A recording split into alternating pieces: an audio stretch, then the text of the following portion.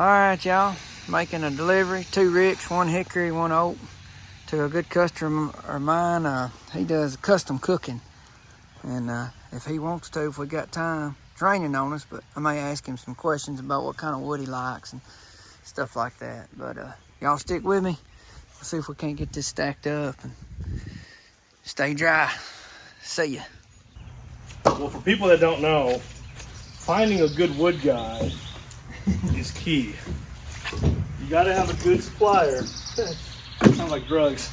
You gotta have a good supplier of wood. Yeah. But it's necessary. It could be applied to drugs. It could be applied.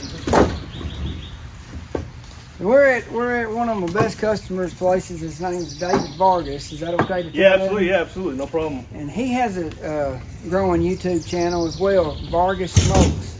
And if I can think of it and figure it out, I'll tag it in the video here. But he does custom cooking. You just did a lot of cooking this weekend, didn't you? We had a big Father's Day weekend. Yeah. We did, I think it was 9, maybe 10 briskets. Which may not sound like a lot to a lot of people, but for me it is. We did over 22-sided ribs. We did, I think it was 7 pork butts. And everything gets done at a different time. That's what's interesting about barbecue, is that every piece of meat has its own realm and what time it gets done at, you know? Mm-hmm. And the wood that you use matters. So for example, for ribs and those pork butts, I love using cherry wood. It brings out a lot of color to the meat, yeah. Huh. I was gonna ask you, like, what's your favorite type of wood to cook with? I thought some of them. I might be a little biased right now, but I think cherry wood has been my favorite so far. I think a lot of that is depending on the area you're in too. It seems like. Yeah, for sure. Like in Texas, they use a lot of post oak, which is similar to our white oak, if I'm not mistaken. Yeah, we don't get much of that. But I can't wait to try some pecan at some point. I got you some pecan. You got some pecans. It's in the dryer now. That's awesome. Yeah, that's right. I can't wait, man. That'll be a lot of fun.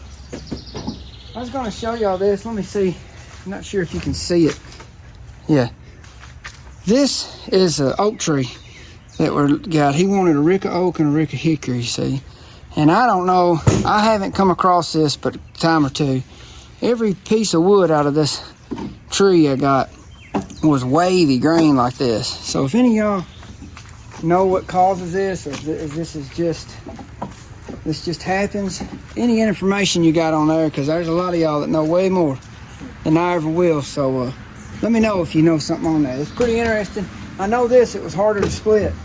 It's tighter grain, it was harder to split. I don't much like it, really. But hopefully it'll burn good for David here. Oh, yeah. We'll cook something cool with it. This right here, this is hickory, isn't it? Yes, sir. Yeah. That's interesting. See how much straighter it is? But see, to me, maybe I'm just, I don't have a trained eye for it. It resembles that white oak a lot to me, you know? It does.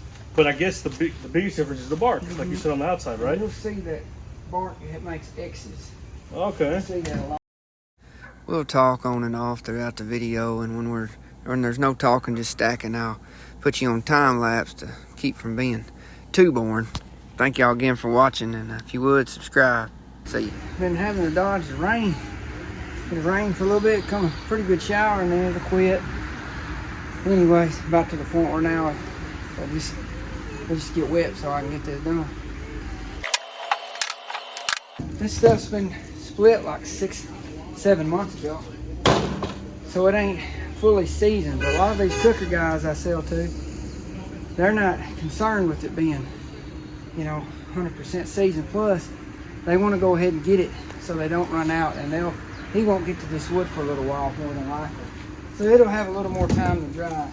And honestly, like, I'll hold it for him, but especially for him.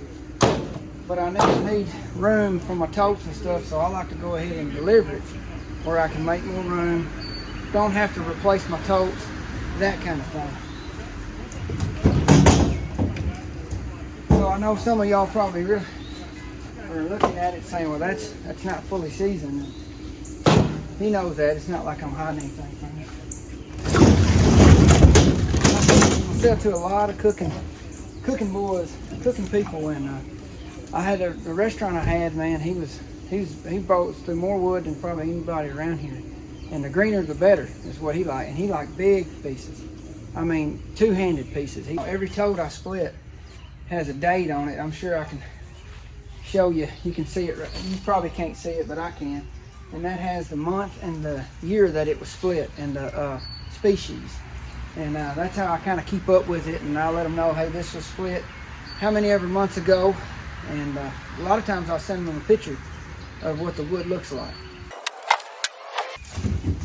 And I was just sitting here thinking, you probably didn't even want to have to stack it anymore, did you?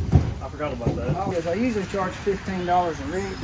Yeah. To stack it, and then my kids, when I can work it out, they come with me. Yeah. And which is good for them. Yeah, I just couldn't get my daughter today. But, you know, when somebody like you helps, I don't usually charge. Right on. And part of it is getting it so close like this. This really helps. Yeah, this would be $30 normally. Getting it close really makes a difference, doesn't it? That makes a huge difference, man. I want to make it as easy as possible, you know. Another thing, and I don't know if this is natural or not, but oak is heavier than cherry, right? Yeah, for sure. It's wetter. It takes longer to dry. It takes longer to dry. You're pretty much out of cherry at this point, aren't you? That's ready to sell, yeah. I have probably close to 2 cords of cherry drying. Yeah. If you haven't sold it already, I'll buy them. Okay. No, I haven't advertised. That's in the quarter. Yeah. You know? Yeah. I'm good with however you do it, man. It's just about the same. That cherry wood I love, man. I absolutely love it. The The jackets they're going to use it. oh, thank you, though. Okay. I'll go out on the way home. It's about a 50-minute drive. Would you say this has been your most producing year so far, or no? No, because I dropped Southern Rail. Gotcha. You know, now if So you actually slowed down just a little bit then. yeah, I did. But I was able to get more wood. You don't feel the pressure of having to keep up. That's right. So it's probably my favorite here. Yeah. But it's true. If you can put yourself in a situation. This is also. That's it, yeah. You put yourself in a situation where. I almost felt that way this weekend, to be honest with you.